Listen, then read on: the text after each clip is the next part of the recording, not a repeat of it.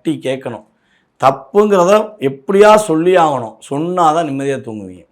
So அப்படி சொன்னனால பல பிரச்சனையை சந்திச்சிருப்பீங்க.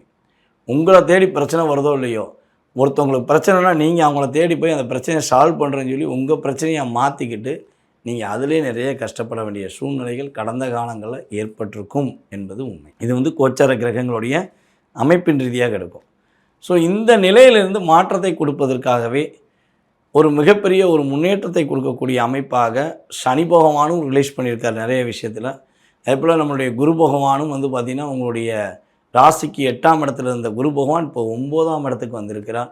ஸோ அதே போல் உங்களை தூங்க விடாமல் நித்திய தூக்கம் போச்சு, நிம்மதியான ட்ராவல் போச்சு, எல்லா விஷயங்கள்லையுமே அதிகமான விரயங்கள் வந்துக்கிறதுக்கு அப்படிங்கிற விஷயத்தை கேது பகவான் 12ஆம் இடத்துல அமர்ந்து கொடுத்தார்.